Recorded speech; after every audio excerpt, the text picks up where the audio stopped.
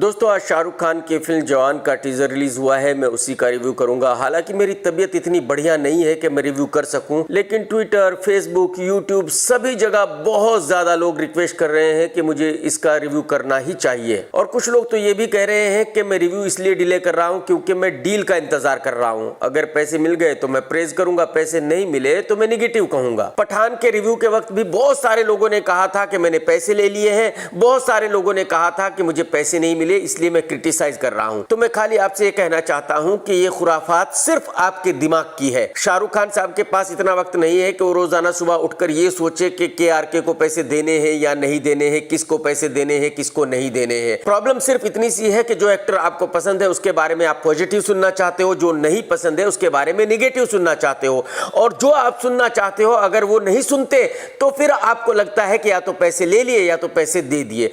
तो ये सिर्फ और सिर्फ आपके दिमाग की खुराफात है, इसका हकीकत से कोई लेना देना नहीं है। तो टीजर शुरू होता है और एक बहुत बड़ा सीन आंखों के सामने आता है। लोग भाग रहे हैं, गोलियां चल रही हैं। लाखों लोग ऐसे भी हैं जिन्होंने ठीक SRK की तरह पूरे फेस पर पट्टियां बांधी हुई हैं। और अब SRK की आवाज में डायलॉग शुरू होता है कि मैं कौन हूं, कौन नहीं पता नहीं। और इसी बीच रेलवे स्टेशन के अंदर एक कबूतर उड़ता है और साफ दिखता है कि ये फेक कबूतर है। फिर एक हेलीकॉप्टर उड़ता है और वो भी साफ दिख रहा है कि ये फेक हेलीकॉप्टर है। इसके बाद एक्शन ही एक्शन, एक्शन ही एक्शन, एक्शन ही एक्शन। और अब सामने आता है SRK का फेस जो कहता है रेडी, नाम तो सुना ही होगा।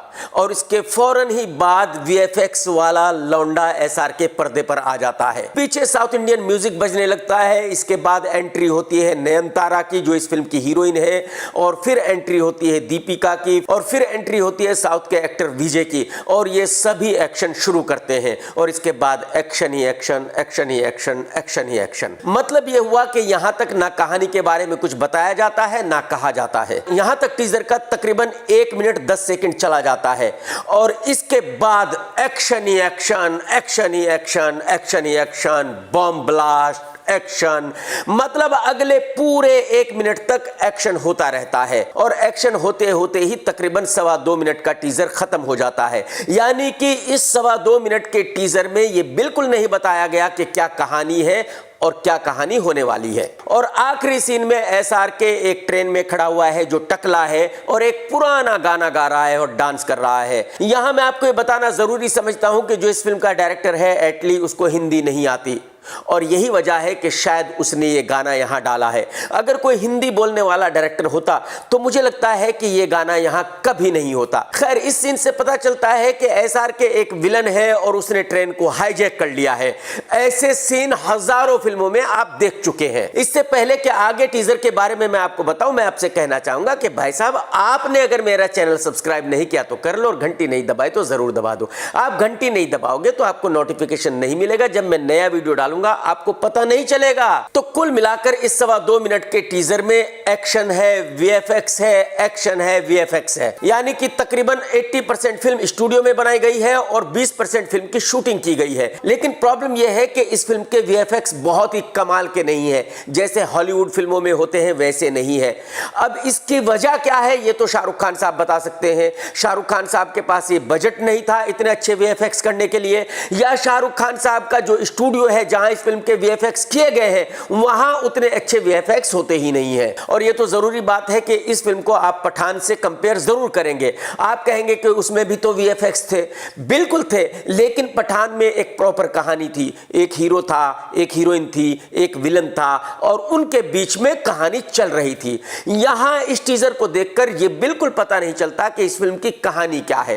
हो सकता है कि जब इस फिल्म का ट्रेलर आएगा तकरीबन 3.5 मिनट का, उस वक्त पता चले कि इस फिल्म की कहानी क्या है। और ट्रेलर के आने के बाद चीजें पॉजिटिव भी जा सकती हैं, निगेटिव भी जा सकती हैं। उसकी वजह यह है कि तकरीबन 2.25 मिनट की फिल्म शाहरुख खान साहब पब्लिक को दिखा चुके हैं और तकरीबन 3.5 मिनट की फिल्म वो ट्रेलर में दिखा देंगे तो पब्लिक 5.5 मिनट की फिल्म तो देख चुकी होगी। यानी कि जो फिल्म में बहुत बड़े बड़े सीन है वो ऑलरेडी पब्लिक देख चुकी होगी। तो ट्रेलर के रिलीज होने के बाद ही यह पता चल पाएगा कि उसके बाद भी कितने % पब्लिक इस फिल्म को थिएटर में देखना चाहती है और कितने इतने % नहीं देखना चाहती। लेकिन इस टीजर से 2-3 चीजें क्लियर हो जाती हैं। एक तो ये कि एटलीस्ट साउथ का डायरेक्टर है और उसने इस फिल्म को साउथ स्टाइल में ही बनाया है, यानी कि इस फिल्म में फुल मारधाड़ है, मसाला है और सब कुछ ओवर द टॉप है, जैसे कि साउथ फिल्मों में होता है। फिल्म को बहुत बड़े स्केल पर शूट किया गया है, लेकिन डार्क शूट किया गया है, ठीक उसी तरह जैसे कि KGF 2 थी। तो अगर आप इसको KGF 3 कहेंगे तो मुझे कोई एतराज नहीं होगा। लेकिन आप सभी ने देखा कि KGF 2 में बहुत बड़े बड़े सीन थे और लोगों ने उन सीन्स को पसंद किया। तो अगर पब्लिक ने KGF 2 को देखा था तो जाहिर सी बात है जवान को भी देखेंगे। अगर फिल्म KGF 2 ब्लॉकबस्टर हुई थी तो जवान कम से कम हिट तो होनी ही चाहिए। लेकिन मैं जब तक पूरी फिल्म ना देख लूं तब तक कुछ नहीं कह सकता कि ये फिल्म कितनी अच्छी है या कितनी खराब है। हाँ, ये कह सकता हूं कि मुझे पब्लिक पे बिल्कुल भरोसा नहीं है। हो सकता है पब्लिक ये कहे कि भाई हमने तो ऐसी फिल्म KGF 2 देख ली, अब तो हम इस फिल्म को नहीं देखना चाहते। हो सकता है पब्लिक ये कहे कि भाई ये फिल्म तो हमें KGF 2 से भी ज्यादा पसंद आई है, तो इसको तो देखना ही देखना है। तो हो सकता है कि जवान ब्लॉकबस्टर हो जाए। इस टीजर को देखने के बाद और पब्लिक के क्रेज को देखने के बाद ये मैं जरूर कह सकता हूं कि ये फिल्म हिंदी में कम से कम 50 करोड़ रुपए की ओपनिंग जरूर लेगी। लेकिन सेकंड डे क्या होगा, थर्ड डे क्या होगा, मैं अभी से नहीं कह सकता। यहां मैं ये भी कहना चाहूंगा कि अगर इस फिल्म ने 300 करोड़ से ज्यादा का बिजनेस किया तो शाहरुख खान बॉलीवुड का आज तक की हिस्ट्री का सबसे बड़ा सुपरस्टार है। और अगर यह फिल्म नहीं चली तो फिर यह मान लिया जाएगा कि पठान एक तुक्का था और पठान को ब्लॉकबस्टर कराने का श्रेय मिलना चाहिए VHP और बजरंग दल जैसे संगठनों को। बल्कि शाहरुख खान साहब को उनको कम से कम 100 करोड़ रुपए गिफ्ट देने चाहिए। उन्होंने शाहरुख खान की इतनी हेल्प की थी। दोस्तों, आप भी नीचे कमेंट्स करके ये जरूर बताना कि आपको टीजर कैसा लगा और जो मैं कह रहा हूं उससे कितना इत्तेफाक रखते हैं।